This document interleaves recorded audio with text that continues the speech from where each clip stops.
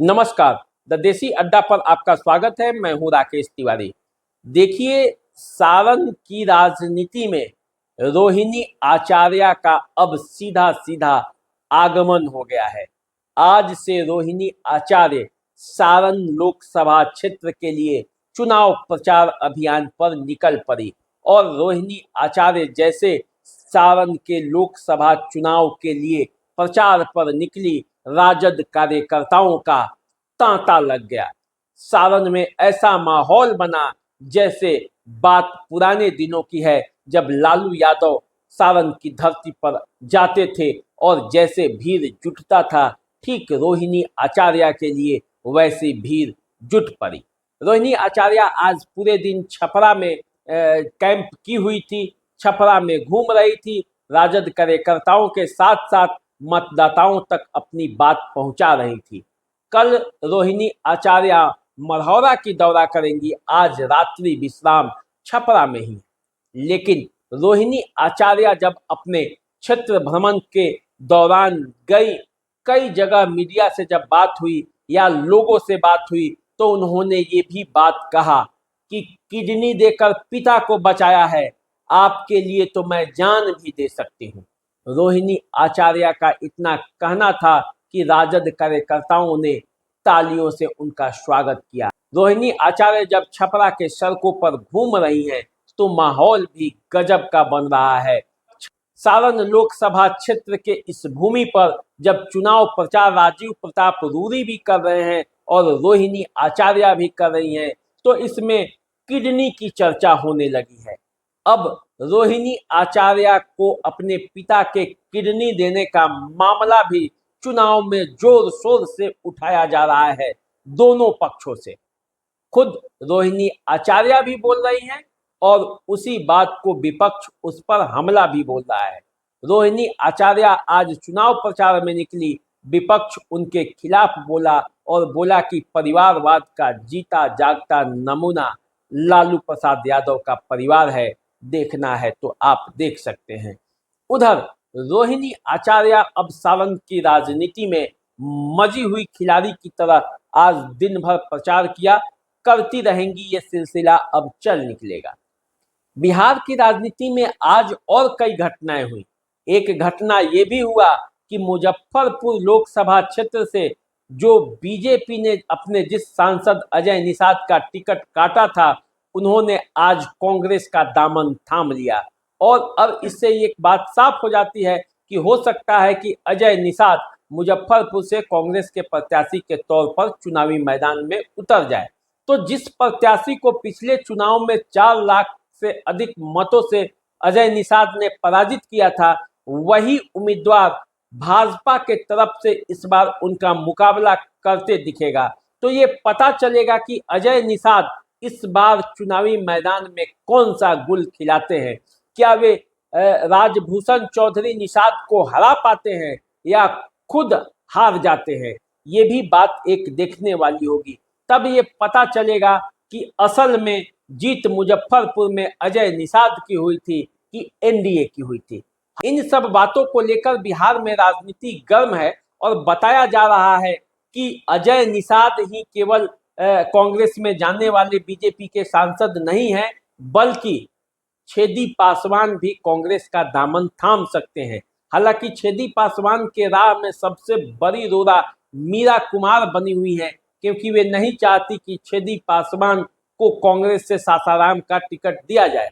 हालांकि मीरा कुमार वहां से चुनाव लड़ने से मना कर चुकी हैं और इसी को देखकर छेदी पासवान ने मन बनाया कि क्यों नहीं कांग्रेस का ही दामन थाम कर फिर से सासाराम से अपना भाग्य आजमाया जाए।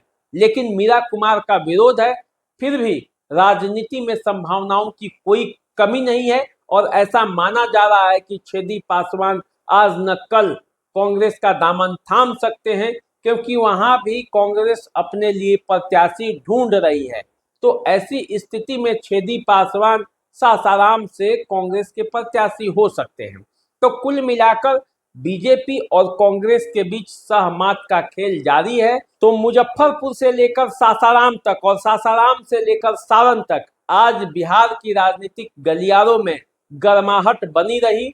सारण में जहां रोहिणी आचार्य ने गर्मी ला दिया है राजनीति में, वहीं मुजफ्फरपुर में अजय निषाद के कांग्रेस में शामिल होने के बाद अब ये माना जा रहा है कि मुजफ्फरपुर की लड़ाई दिलचस्प हो जाएगी, क्योंकि मुजफ्फरपुर वो इलाका है जो सिर्फ अजय निषाद का नहीं बल्कि उनके पिता जय नारायण निषाद की कर्म भूमि रही है। जय नारायण निषाद यहाँ से 3 बार सांसद रहे हैं और अजय निषाद 2 बार। तो कुल मिलाकर एक ही परिवार में 5 बार मुजफ्फरपुर से सांसद देने वाला यह परिवार जब इस बार उपेक्षा का शिकार हुआ तो फिर वो कांग्रेस का दामन अजय निषाद ने थाम लिया।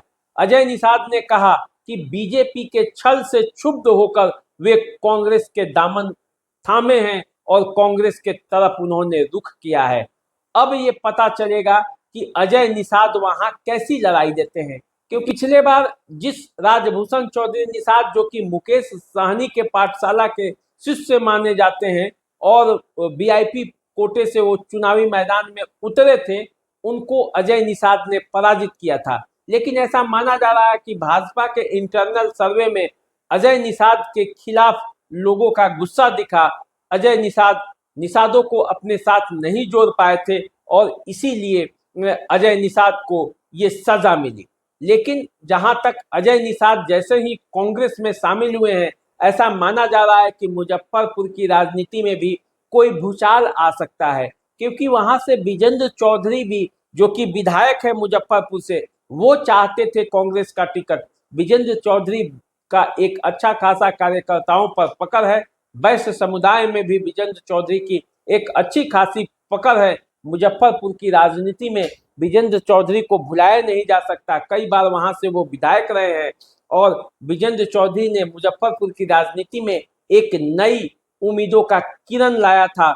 उसी विजेंद्र चौधरी को यदि कांग्रेस इस बार टिकट नहीं देगी तो कहीं भीतरघात न हो जाए, ये भी एक संभावना है। मुजफ्फरपुर से कांग्रेस के जो प्रदेश अध्यक्ष हैं अखिलेश प्रसाद सिंह, वे भी अपने बेटे आकाश कुमार सिंह के लिए टिकट चाहते थे, लेकिन अब वहां जो है ये संभावनाएं कम होती दिख रही है। ऐसे में